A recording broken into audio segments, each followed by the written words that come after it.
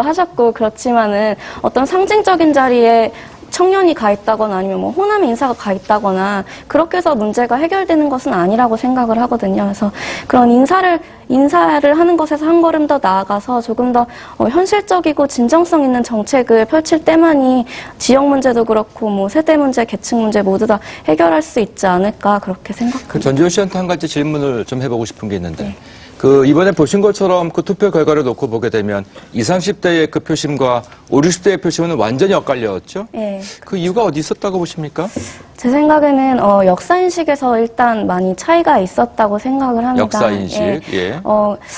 제 생각에는 민주당의 뭐 반값 등록금 정책이라든지 보편적 복지 정책이 뭐 새누리당에서도 비슷하게 공약을 내놓긴 했지만 그런 것을 현실화하는 데 있어서 최선은 아니지만 약간 차악의 개념으로 민주당에게 조금 더 청년 세대가 기대를 걸었던 것도 있다고 생각을 하고요. 그리고 역사인식에서 간극이 5060 세대와 있었던 것은 부정할 수가 없다고 생각을 합니다. 그래서 그 문재인 후보님과 박근혜 그 당선자님께서 어떤 걸어오신 이제까지의 길이 어떤 그런 점에서 2030 세대가 조금 더 그런 점에서 그 매력을 더 느끼지 않았을까 그런 생각을 하고요. 어떤 청년 세대 문제에 조금 더 그래도 민주당의 공약이 조금 더 진정성 있게 다가가고 좀 더 현실성 있게 다가오지 않았을까. 역사인식 때문에 그와 같은 차이가 났다. 네. 얼마 전에 이제 조사가 있었습니다.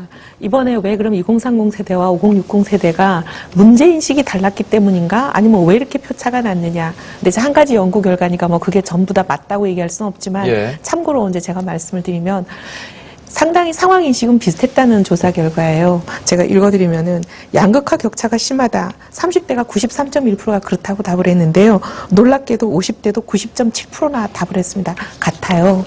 그다음에 불안감이 크다. 실패하는 일어서기 어렵다라고 얘기한 것도 30대나 50대가 거의 비슷하고 이렇게 굉장히 생활에 어려움을 느끼는 것은 두 세대가 상당히 비슷했는데 왜 그럼 이렇게 결과가 달라졌냐.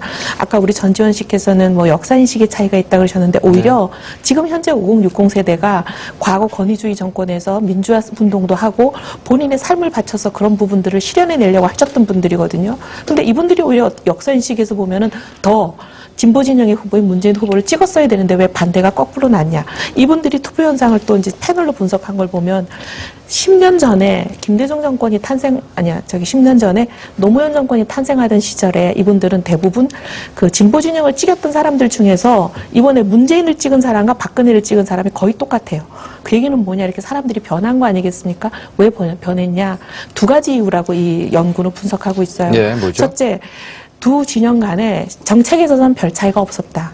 그렇기 때문에 내 생활의 문제를 해결해 주는 것에서는 이 당이나 저 당이나 정책은 거의 비슷했다. 근데 그러면 보고 싶은 거는 누가 더 그 정책을 잘 실현해낼 수 있겠느냐. 능력에 초점을 뒀다는 거예요. 능력에 초점을 두다 보니까 어떻게 보면 민주당이 어떻게 보면 저는 좀 패짝에 빠지지 않았나 하는데 박정희의 딸 계속 박근혜를 부각시켰거든요. 근데 그러다 보니까 노무현의 비서실장과 박정희의 딸의 구도가 되고 오히려 능력에 있어서는 노무현과 박정희의 구도가 성립이 되면서 어떻게 보면 새누리당에 더 많은 사람들이 선거 특히 전략의 차이다. 전략의 차이도 있지만 상황의 인식은 똑같고 그럴 때 역사 인식은 오히려 더 거꾸로 진보 진영을 더 찍었어야 되죠. 근데 오히려 그게 아니라 능력, 어떻게 보면 국정 운영을 더 잘하고 본인들이 약속한 것을 다 이뤄낼 능력이 더 있다라는 점에 점수를 줬다는 게. 그 말씀은 20대는 설명이 잘 안 되는 대목인데요. 50대가 그쪽을 찍었다는 설명은 되는 것 같은데요. 20, 30대가 민주당을 찍었다는 거에 대한 설명은 안 되는 답변 아닌가요? 20대가 민주당을 찍은 건 20, 30대의 많은 수가 민주당을 찍었다는 거에 대한 답변으로는 지금 그 분석은 좀 매치가 잘 안 되는 대목일 것 같은데. 20대는 보면 능력에 대해서는 크게 점수를 두지 않은 거죠. 그러니까 크게 가치를 두지 않은 거죠. 중요하게 생각을 하지 않았다는 20, 30대는 거죠. 어디다가 가치를 두었을까요? 사실 보면 아까 제가 하나 첨언하고 싶은 게 공약의 현실성 측면에서 민주당이 좋은 평가를 받아서 20, 30대가 민주당을 지지했다고 하는 것은 약간 어폐가 있는 부분이 있습니다. 왜냐하면 공약의 현실성 측면에서 저희가 선거 과정에서 저희가 그 국외대 대학 학보사에서 조사를 한 결과가 있습니다. 거기서 만약 두 후보의 이름을 가려놓고 이 공약을 반값 등록금 공약이나 여러 가지 평가를 하면은 누가 더 우세한가를 평가했는데 거기다 학보사 조사 결과 박근혜 후보가 1등을 했습니다. 그리고 민주당 후보가 오히려 안철수 후보보다 더 낮은 점수를 이렇게 받았었거든요. 그렇기 때문에 정책 면에 있어가지고 오히려 뭐 현실성이나 이런 측면에서 민주당이 인정받았다기보다는 이번에 굉장히 20대, 30대가 정치적으로 많이 반응한 것 같습니다. 실제로 보면은 대화를 하는 과정에서 보면은 그 정책의 어떤 면가